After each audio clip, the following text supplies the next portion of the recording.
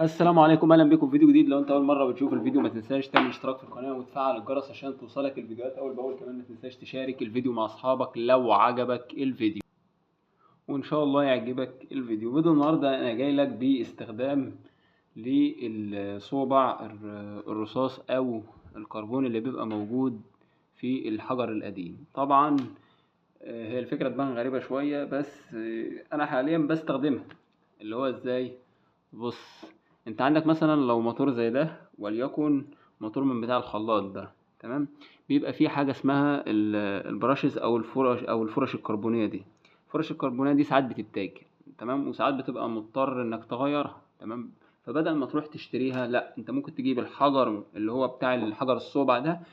ممكن تجيبه تفك اللي فيه وتطلع الصوبع اللي بيبقى موجود جوه منه ده، تمام. وتبدأ مثلا تخلي وليكن 1 سنتي مثلا بالشكل ده، وتقطعه وتعمله بمبرد زي ده بشكل مربع. يعني تبدأ ان انت تبري فيه كده لحد ما تخليه مربع، وفي الاخر خالص تدخله مثلا فين؟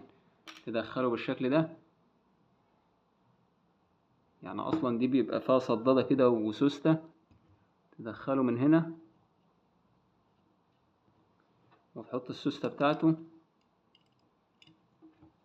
وتبدأ ان انت تشغله، وبكده تكون استفدت بالحجر القديم معاك اللي ملهوش اي استخدام. كذلك انا بعمل في البتاع اللي معايا ده برضو، في الموتور اللي معايا الصغير ده بعمل فيه كده. يعني انا الموتور اللي معايا الصغير ده، البراشز او الفرش الكربونيه اللي موجوده هنا بايظه. فانا المهم ان انا بعمل له حتت مربعه، يعني ان انا اشغله تاني، لان الحجم ده مش هتلاقيه. وكذلك يعني على حسب، يعني انت ممكن تستخدم الحجر اللي هو الكبير قوي، وممكن تستخدم الحجر الصغير. انت فاهمني؟ الحاجات دي كلها يعني بيبقى لها استخدامها على حسب بقى الموتور اللي عندك، لو موتور كبير او موتور صغير.